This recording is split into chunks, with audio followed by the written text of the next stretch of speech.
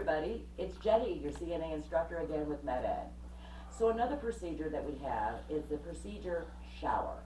Now I really don't have a way obviously to demonstrate shower. Hopefully you'll be doing that with your instructors during clinicals. But what I can do is just read the procedure to you and just kind of explain a few things as we go along. So always start by doing your initial steps.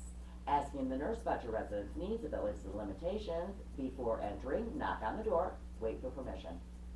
When you see the resident, call them by the name they prefer, identify yourself by name and title, explain what you're going to do. Find and gather up your supplies, close the curtain drapes and doors for privacy, wash your hands, wear gloves as needed, and use good body mechanics. So procedure number 32, shower shampoo. Steps number 2, 3, 4, and 5 are literally just getting ready for the shower. You need to clean and disinfect the shower area and the shower chair per facility policy. Prep the bathing area per facility policy. Gather supplies and take them into the shower area. You need to have all your supplies ready for your residents' safety. You cannot leave them alone during the shower. Help them remove their clothing, provide for privacy, so cover them with a bath blanket, make sure the shower door is shut and the curtains are pulled. Turn on the water, have the resident check the water for temperature for comfort if they're able. We check the temperature first, then we let the resident check. Assist them into the shower via wheelchair, so take them down to the shower room in their wheelchair. Lock the wheels of the shower chair, transfer them to the shower chair.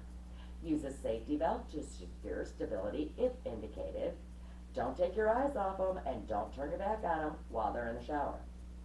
Starting with step number 6, it's just how to shampoo their hair. So give them a washcloth to cover their eyes during the shampoo, and we can put cotton balls in their ears if they desire. Wet their hair, put a small amount of shampoo into the palm of your hand, work it into their hair and scalp using your fingertips. And that's another reason why you need to keep your nails short. Rinse their hair thoroughly. Apply conditioner if they desire you to do so. Starting with step number 11, it's washing the body. So let them wash as much as possible, starting with the face, assisting as needed, washing and rinsing their body, going from the head to the toe, using a separate washcloth to clean the perineal area last. So again, just promote that independence.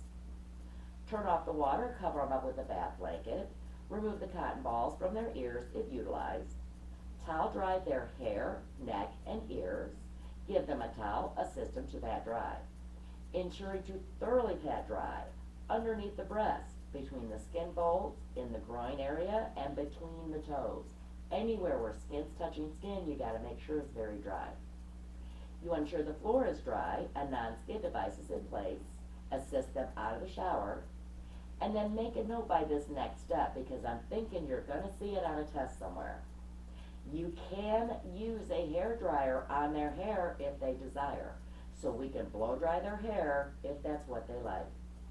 Apply lotion to their skin, help them get dressed, comb their hair, then return to their room. Don't take a resident up and down the shower hall, up and down the hall from the shower naked in a shower chair. First of all, it's a huge dignity issue, and second of all, if anybody from the state catches you doing that, you're going to be in some trouble.